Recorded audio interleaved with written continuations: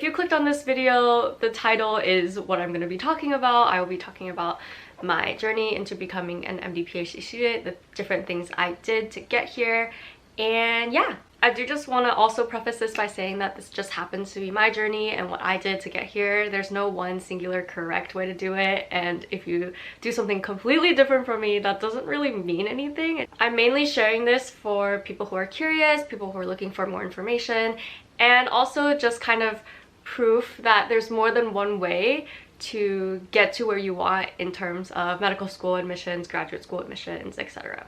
I also just want to say that this will be like a very high level view of everything that went into my application. So if there's any specific thing that you're curious about, leave me a comment and maybe I'll make a video about it. So without further ado, let's jump straight in.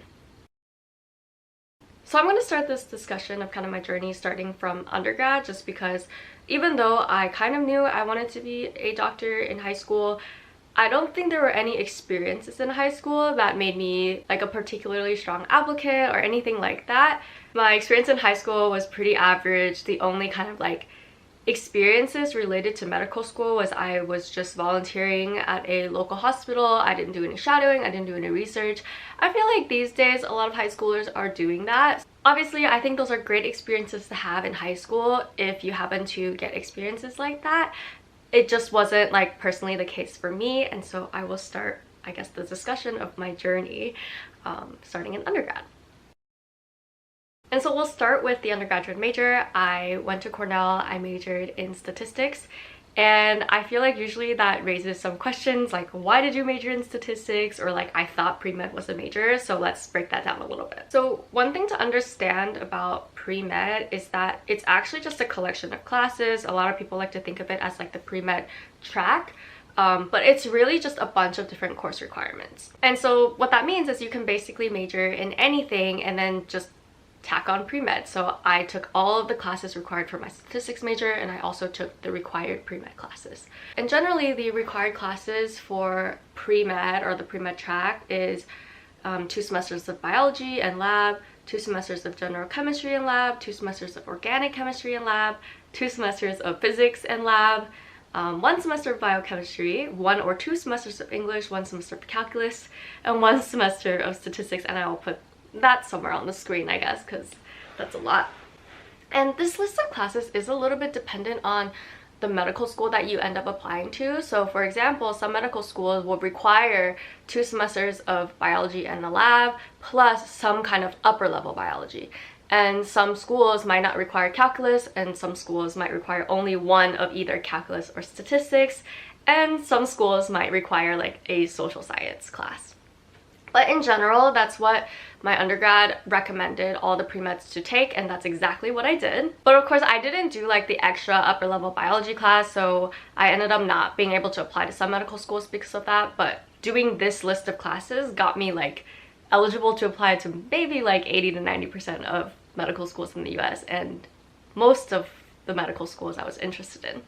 So going back to the statistics major, you might be wondering why so many people decide to major in biology or chemistry if the case is that you can actually major in anything, like I said. Well, a lot of people end up majoring in biology or chemistry because simply the classes that you would take for a biology major or a chemistry major actually overlaps a lot with what you would have to take as a pre-med. So honestly, like, it's like a good fit. Like being a biology major or chemistry major or even biochemistry major is a really good fit if you're planning on doing pre-med. Because I was a statistics major, the courses I had to take for my major did not really overlap with the pre-med requirements, with the exception of that 1 semester of calculus and 1 semester of statistics. So I ended up having to add on those pre-med courses on top of my statistics major requirements.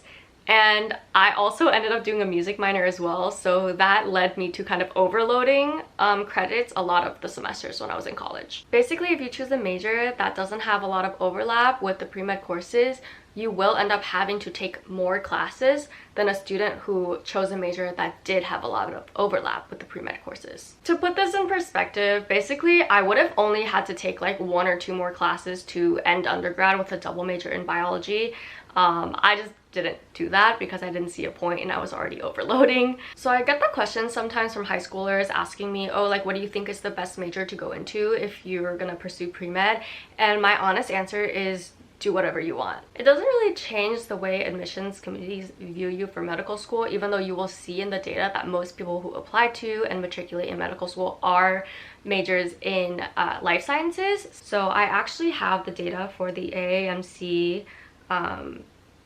applicants and matriculants by undergraduate major for the 2023 to 2024 cycle. And for the applicants, there's a total of 52,000 applicants, and 30,000 of them majored in the biological sciences. And in comparison, if you look at something like math and statistics, only 344 applicants out of the 50,000 majored in math and statistics. And on the matriculant side, kind of a similar story. There's 22,000 matriculants, and 13,000 of them majored in the biological sciences, and then 180 of them majored in something like math and statistics. And I'm choosing math and statistics as an example just because that's kind of how I fit into this applicant picture. But even though the data shows that most people majored in something like biological sciences, doesn't mean that the admissions committee is going to view you differently just because you majored something outside of biological sciences. It just happens to be the trend that most applicants do choose to major in something like biology or chemistry. A lot of my classmates at Columbia actually majored in things like English or history or even music. And I actually think that majoring in something other than the biological sciences, if that's what you're interested in, can kind of provide like a fun discussion when you are interviewing for medical school. If your interest is in biology or chemistry, then obviously, of course, major in that. But if your interest is something outside of that, like me, where my interest was in statistics, even when I entered undergrad, then do that. You definitely don't need to feel like you have to major in biological sciences in order to do well in the admission cycle. And in fact, I think that you do kind of have an added bonus of people kind of being curious about your major, and your interviewers asking you to talk more about it at your interviews. And that is certainly what happened to me because my interviewers were very curious about my major choice. Okay, so moving on from major, now we're going to talk a little bit about extracurriculars. In terms of the different types of extracurriculars you could do in undergrad, there is obviously a whole bunch. And a lot of pre-meds think that they have to do something like a pre-med frat or pre-med society in order to be successful with medical school. Some of the pre-med societies actually give like pretty good information sessions and like networking sessions that I do think are worth going to if that's something you're interested in, but I was never formally a part of any kind of like pre-med oriented club or extracurricular. In general, I was pretty much on the periphery for these types of clubs, so I can't really speak to how helpful they actually are, other than just like I know that they host events that can be helpful. But of course, I also know people who found a lot of value in them. It just wasn't something I was personally interested in. The bulk of my time in terms of extracurriculars was actually all spent in music related things. I was doing like classical piano, I was doing a string quartet and a piano quartet, I was in the chamber orchestra, and I was also in another orchestra that my friends and I kind of just put together. So music was kind of where the bulk of my time went, if I wasn't in class or doing research or just sleeping or eating. I also volunteered during my time in undergrad, so I volunteered at a assisted living facility during the school year as well as during the summer. I was also volunteering for an organization called Crisis Text Line, where basically people text in with kind of mental health emergencies and things like that, and I was a counselor for that organization. In terms of extracurriculars, what I would really recommend is you doing something that you're actually passionate about. Like, for example, don't join a pre-med society just because you feel like you have to. So for me personally, I chose to volunteer in assisted living facilities because I was interested in working with older adults, possibly as a future specialty, for example. And I was also interested in mental health, which is why I volunteered with Crisis Text Line. And of course, I was interested in music. As I mentioned, I ended up doing a music minor, and so a lot of my time was dedicated towards doing musical things. The reason why I say you should ideally be doing things that you're passionate about in terms of extracurriculars is really just you want these things to play a significant part in your application. Like, if you spend a lot of time on it, it should go on your application. And if you're doing things just to check off a box, more likely than not, there's very little you can write about if you just feel ambivalent about the things that you're doing.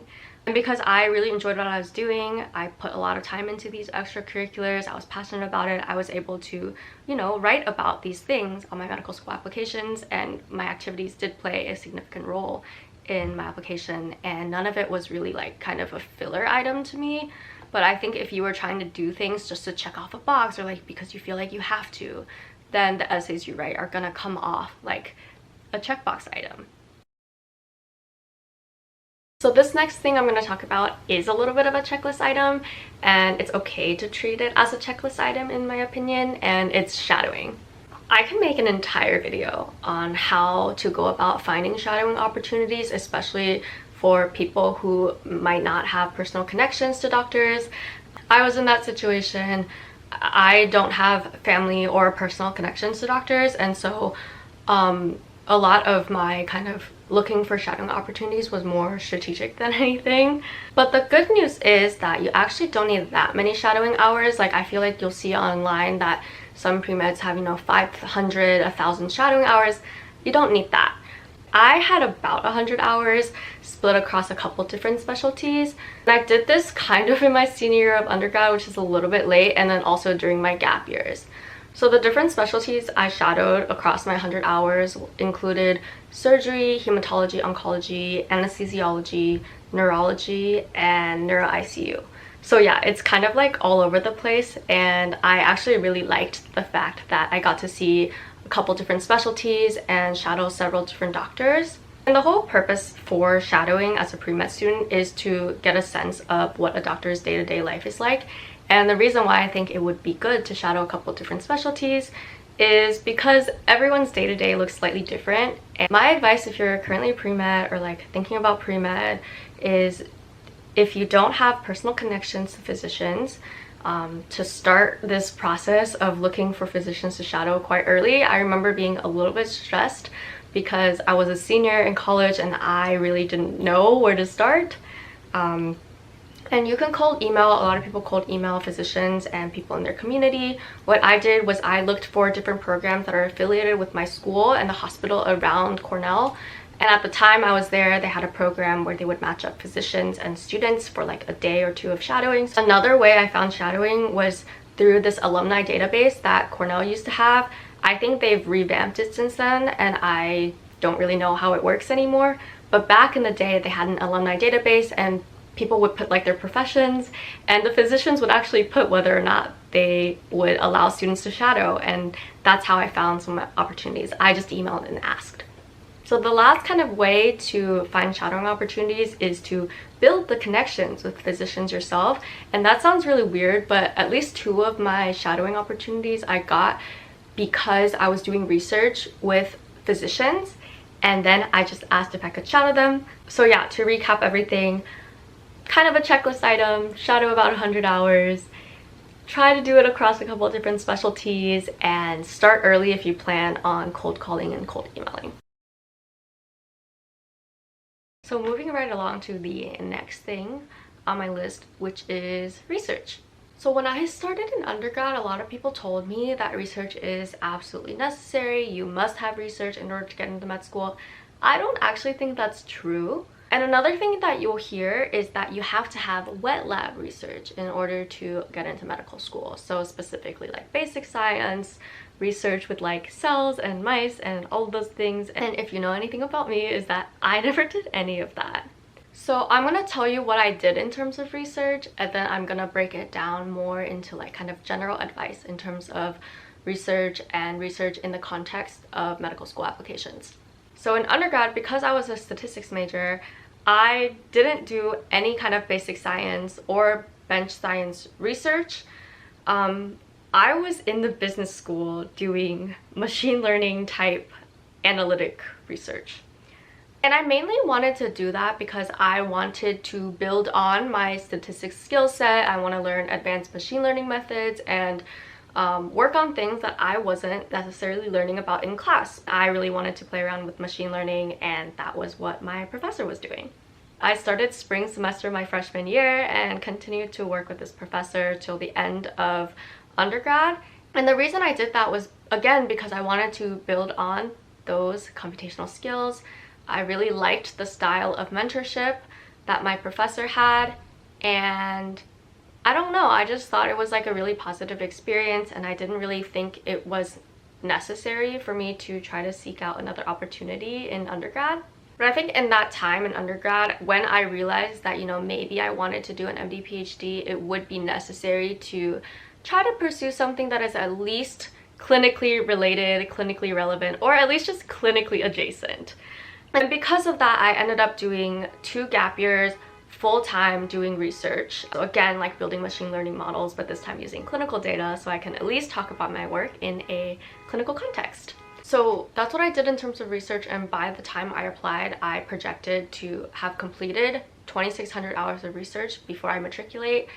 And I also had 3 publications, one of which is a first author, and then several posters. So let's talk more broadly about research in general in the context of medical school admissions. If you're applying to MD-PhD programs, then research is absolutely essential. And in fact, I honestly wouldn't recommend applying unless you have a minimum of 1,000 hours of research. Ideally, you would have around 2,000 or more. You don't necessarily need publications in order to be a very competitive MD-PhD applicant, but what is really important about these research hours, and why I say like about 1,000 hours is minimum, is that you have to be able to talk about your research in a meaningful way. For the MD-PhD applicants, there's something called the Significant Research Experience essay, which is 10,000 characters where you just describe your research. And this is an MD-PhD applicant only essay. Like the normal MD applicants do not write this additional essay on their medical school applications.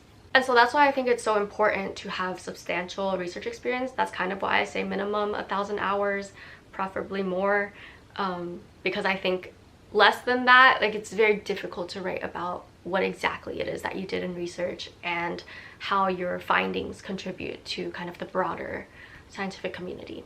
So now, if you're applying to MD programs or just medical school without the PhD, you actually technically don't need research. Do a lot of people have it? Absolutely. And whether or not you actually need research as part of your medical school application, I think really depends on the medical school that you are planning to apply into. I would say that there are medical schools that are more research oriented versus medical schools who are maybe less research oriented and more service oriented and things like that. For Columbia specifically, I would actually say that we're quite research oriented. Even the non-MD PhD students, most people come in with some amount of research.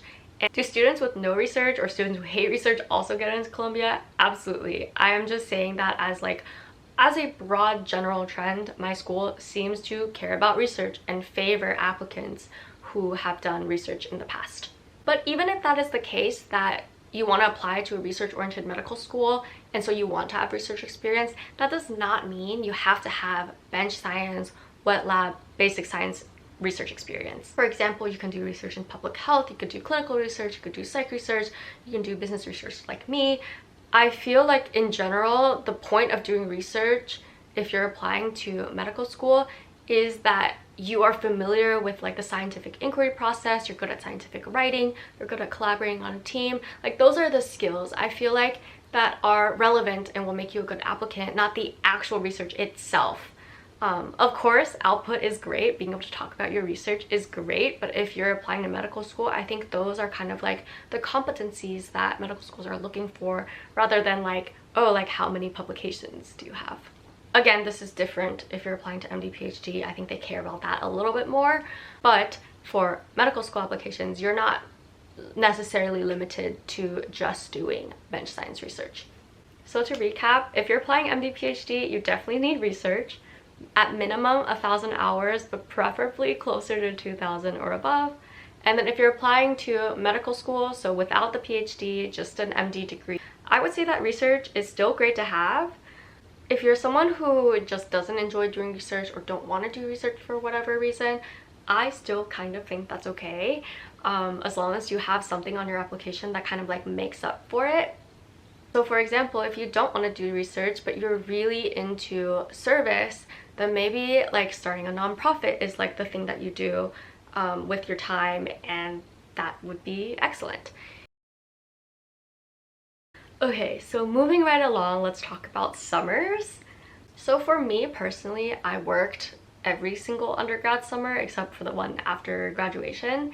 And I primarily worked for a federal consulting firm. And the primary reason I did that was just to save up some money, because I realized that applying to medical school costs quite a bit. And so knowing that, and also having like student loans from undergrad, I was like, oh, I have to like try to find a, I guess, like decently paying opportunity over the summer. I think looking back, working in the summer did not necessarily harm my application to medical school. In fact, I think it was interesting to write about these experiences on my medical school application. And overall, I do not regret having done that. Like, I think it's a net positive. But I feel like a lot of people might have gone another route, which is either doing research all summer or some other kind of healthcare related activity. And I think a really big reason behind taking gap years for me was that I feel like I didn't have enough healthcare experiences going into the application cycle and enough relevant research experiences. My best piece of advice is to spend the summers wisely. And what I mean by that is don't do nothing, basically. Just find something to do that can contribute positively to your application, whatever that may be. And even something as unrelated as like consulting can still like kind of play a role in your application. And for me, I think it was overall quite positive. When I first graduated from undergrad in May of 2019, I took about 10 weeks after I graduated to study and sit for the MCAT. So that's the first thing I did after I graduated. And then I took the MCAT mid-August, the same year I graduated, and then started my gap year job about 2 weeks after. I loved having that dedicated time to sit for the MCAT and just kind of get it out of the way before I started my gap year job, so I wasn't doing multiple things at a time. That was a great decision in my opinion for me personally. And then I just started my 2-year job doing full-time research in the neurology department, which was also very excellent. And this brings me to the last thing I want to talk about, which is gap years. There's a couple different reasons why I decided to take 2 gap years, and I think you can basically sum up all the reasons with the fact that I kind of did things a little differently than kind of a pre-med who maybe majored in biology, did research over the summer, etc., etc. The first reason is that I simply wasn't done with the prereqs in order to apply my senior year of undergrad. If you want to avoid the gap year, you have to apply in your senior year summer, like the summer before your senior year begins, which means you have to have sat for the MCAT sometime in your junior year. Typically, it's not recommended that you sit for the MCAT unless you've done all your prereqs, which means you have to be done with your pre-med prereqs by your junior year in order to sit for your MCAT in your junior year and apply the summer before your senior year. I didn't do that because, as I mentioned before when we were talking about majors, I just had too many classes. I was already overloading. It's possible people have done it. I was like, well, I want to do a music minor and all these other things, and so I just didn't do that. And the second reason, which I have also talked about briefly, is I wanted research that was more clinically relevant, and I wanted to kind of bolster my application a little bit beyond what I accomplished in undergrad. If I had done research that was like clinically oriented in undergrad, or if I'd done clinically oriented research during my summers, I might not have felt the need to do this during my gap years, but because I didn't, I really felt the need to take gap years and bolster my application in that way. Some people hate the idea of a gap year and want to avoid it at all costs. And I've also heard some people say that gap years really hurt your chances at getting into medical school, which is not true. In fact, I think most people, the majority of medical school applicants now take a gap year. And for me personally, I thought the gap year was a great experience and I learned a lot in that time. I ended up taking a full-time job doing clinical research at Yale in the neurology department, and I met a wonderful mentor, and I got to do a lot of research and have a lot of output and essentially just dedicate my whole time into research. And ultimately, having such a positive experience during my gap years doing research kind of solidified my desire to pursue an MD-PhD. And the next question that people ask me is why I decided to take 2 gap years instead of just 1 gap year. And my answer to that is really because I want my first gap year to end up on my medical school application. So as I've explained before, if you want to avoid the gap year, you basically have to apply your senior year summer.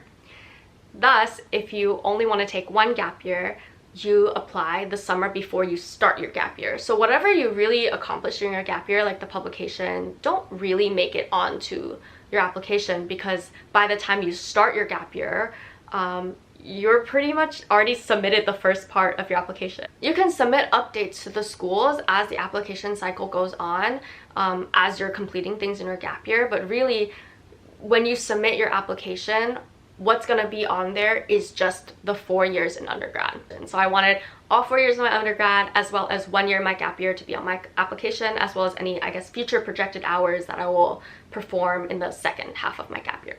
So yeah, there actually isn't that much to say in terms of my gap years. So other than the full-time research, I was also at the time playing in a community orchestra. I was still volunteering with Crisis Text Line. So just trying to have some continuity between my activities in undergrad and onwards to my gap years. In my case, I thought the gap years were absolutely necessary. I honestly don't think I would have been a competitive applicant without the gap years. And I also don't think having to take a gap year is something to be scared about. I honestly highly recommend taking a gap year. I had a great time. I still keep in contact with my mentor from those 2 years, and I feel like personally I got a lot out of it. My best piece of advice is, again, don't spend your gap years doing nothing. If you're gonna take a gap year, definitely find something to do, whether that be research or a medical assistantship or even just like scribing or things like that, that would help you build your application. My best piece of advice in terms of looking for gap year jobs is to start looking for them in your senior year of undergrad. I think I applied to like more than 50 different opportunities, and I got a handful of interviews for different, I guess, research assistantship jobs, which is primarily what I was looking at. Research is obviously not the only route to go.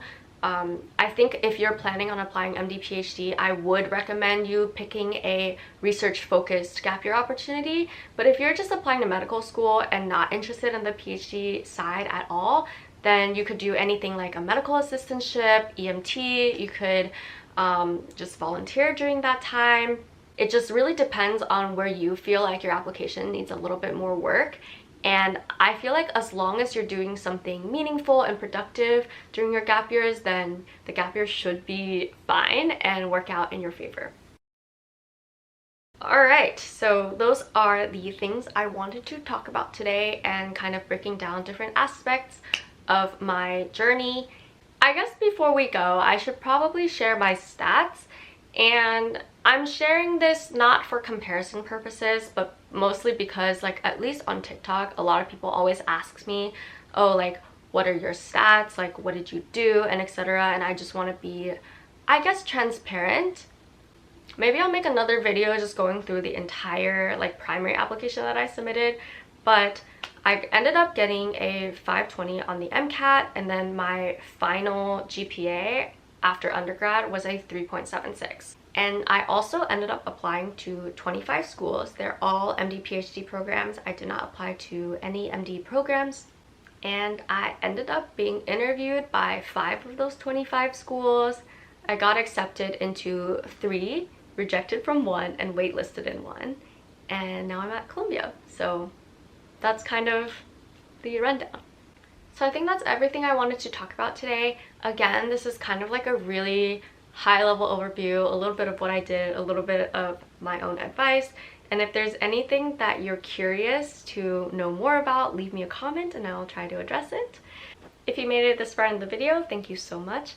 I would really appreciate if you would hit the like button and subscribe if you're interested in seeing more of this type of content. And with that, thank you so much for watching, and I'll see you in the next one. Bye!